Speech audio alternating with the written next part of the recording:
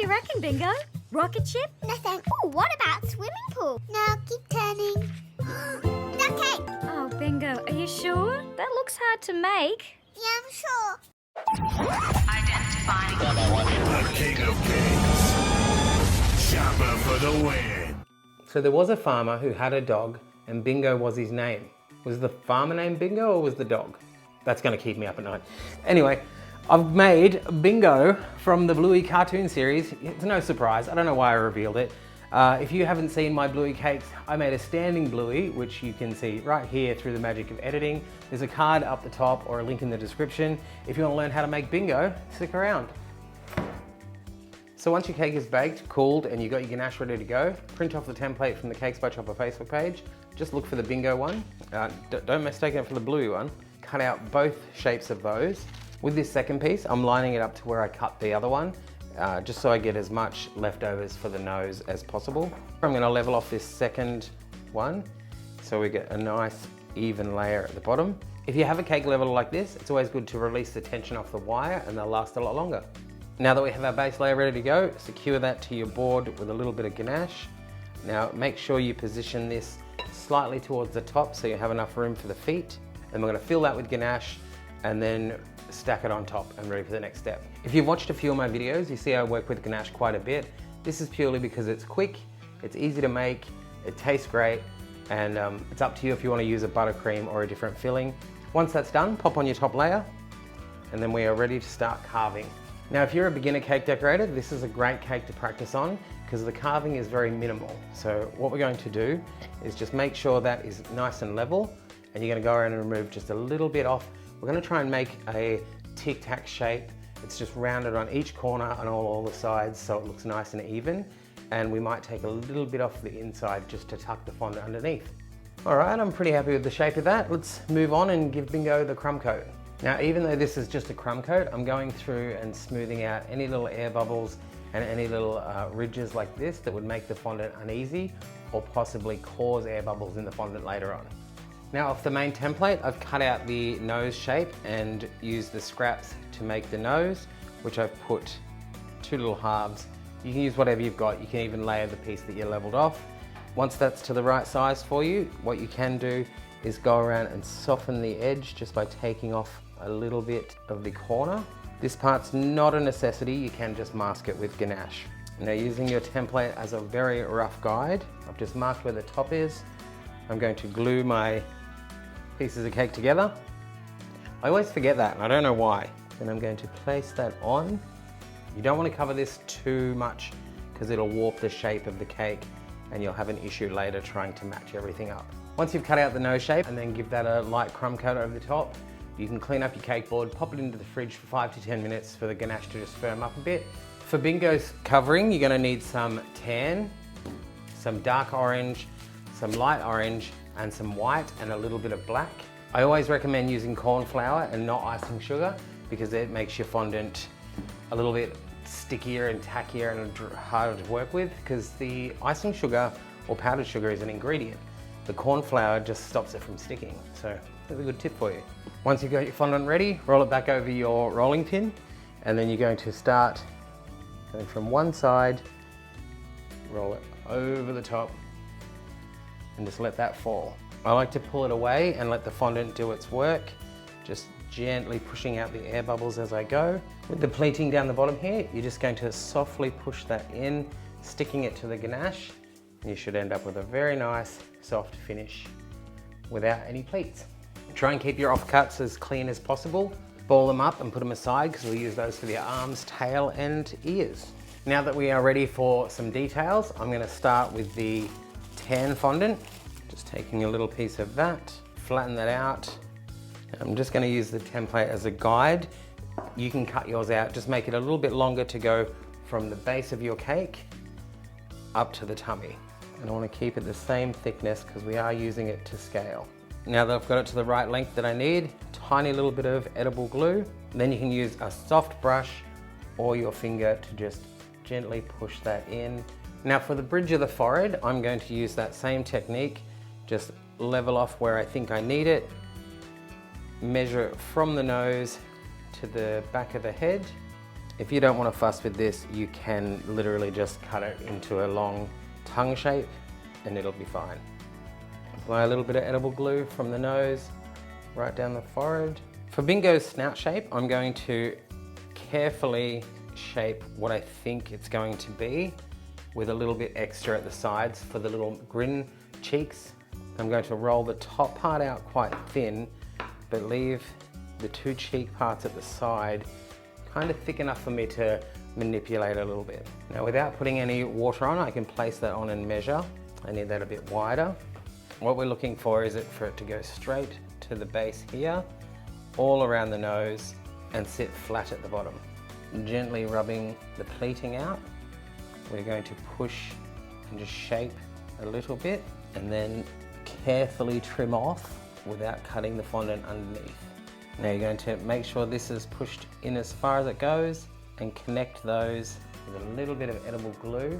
And I strongly recommend a crease cutting brush like this that you can melt the fondant together just with some gentle brush strokes and create that seamless look, and just tack that down just by rubbing it around the edge and pushing it in where you think it needs it. Taking a little sculpting tool, I'm going to bring that around and give Bingo the little happy mouth lines. And there you go, Bingo has a nice little happy smile. Okay, now we're happy with the nose and the mouth. What we can do is move on to the darker patches, which we're going to take our dark orange fondant, roll that out nice and thin, because we're going to do the same sort of thing at the top as we did with the tummy. For the orange patches on the top of Bingo's head, we're going to loop these up, coming up flush with these, but leaving a finger space between the eye and the cheek. Place that on, gently hold it to where you need it. I'm going to loosely just cut that. Just by applying a little bit of the pressure there, we can see where we need to trim. Now that we have the basic shape, I'm going to use some edible glue, just cover the section I need to put that in, and then line that up.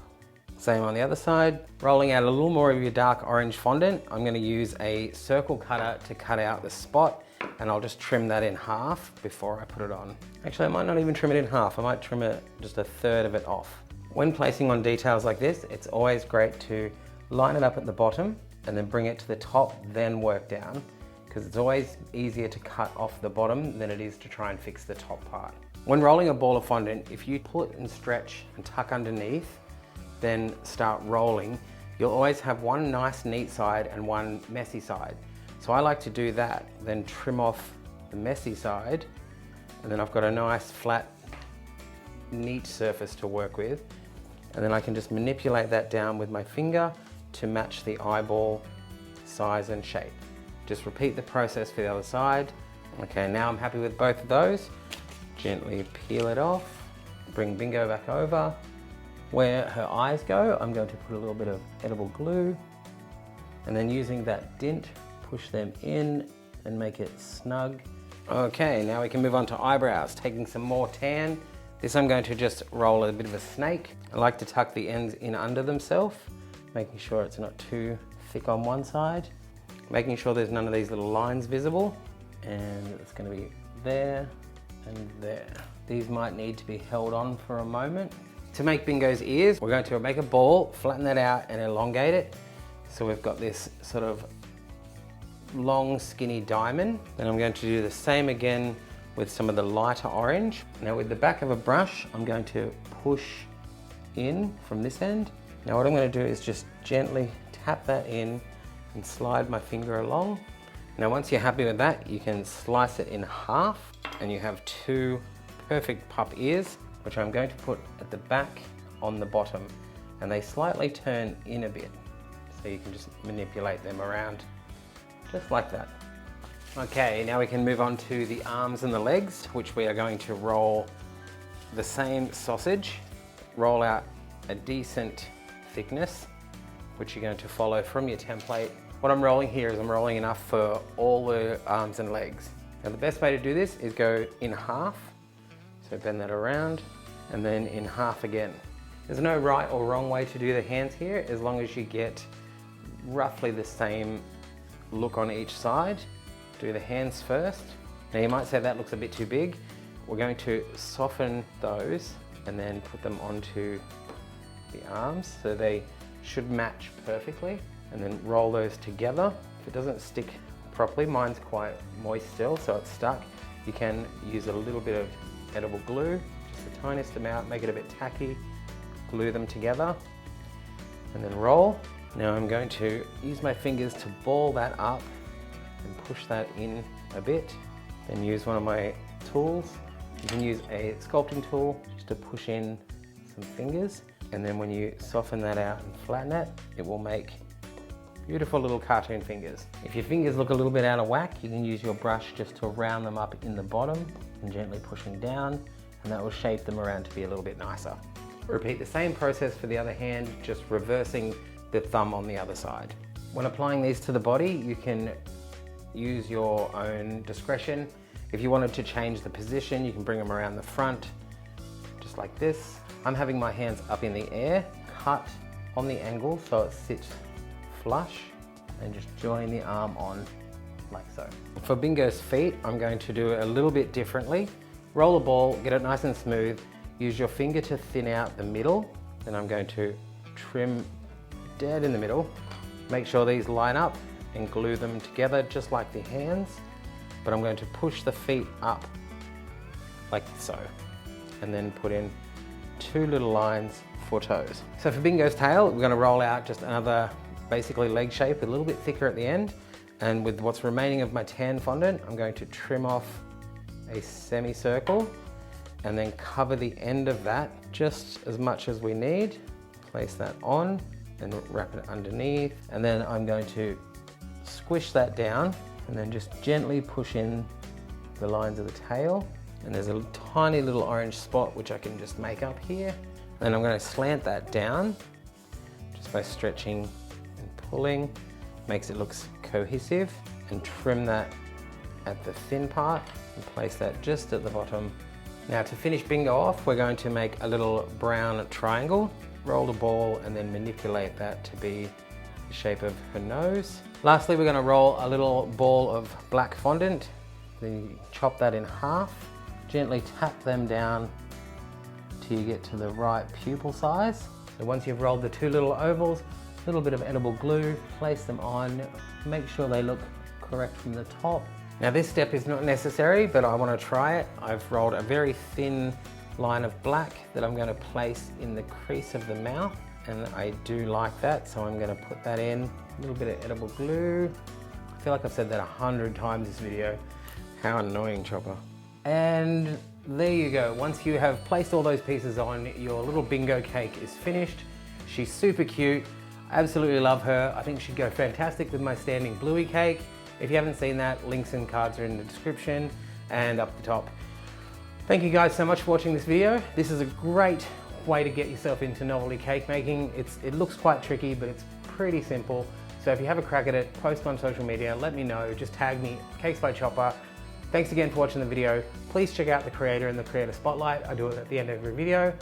Thanks guys, and I'll catch you next time.